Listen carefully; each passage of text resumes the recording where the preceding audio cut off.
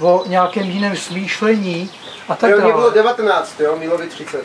Takže od 19 letého fakana je to opravdu dobrý. A já říkám, to je sakra. Ten člověk má úplnou pravdu, tak já nejsem takový nemožný. Já jsem přeci jiný, já jsem výjimečný. A začal jsem si to uvědomovat. A najednou Mark udělal to, že mě tímhletím s prominutím začal nakopávat tou svojí vizí, která vlastně v něm byla. Takže Mark udělal to, že mě nasměroval do jakéhosi směru, aniž bychom věděli, že za 20 let tady budeme spolu. A já tady vlastně pověděl před takovým množstvím lidí. Za normálních okolností, pokud bych zůstal, tak jak Mark povídal, v tom druhém světě, tak bych tady takhle nestal.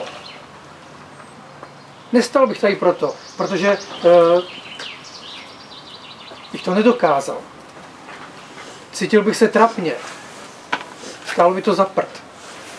Ale díky tomu, že jsem začal číst knížky, tak jsem zase na sobě začal pracovat.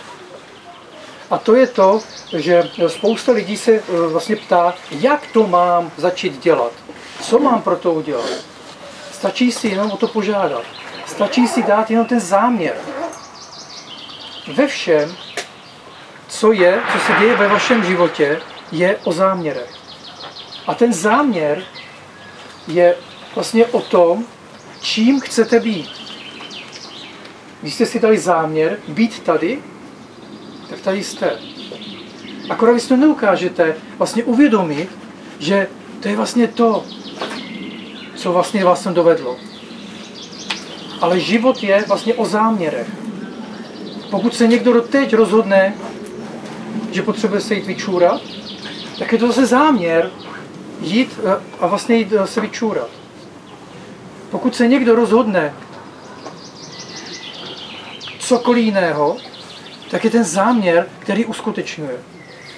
Pokud se někdo rozhodne ten záměr říkat o sobě, jak je úžasný, tak je ten člověk úžasný.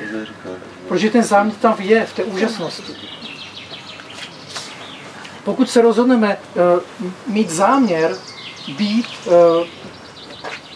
člověkem, kterýmu je neustále ubližováno, tak tam je, stále nám je ubližováno.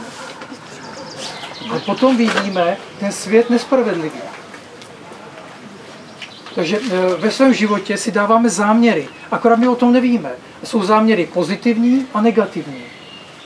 A záleží na nás, jak my v těch záměrech chceme být.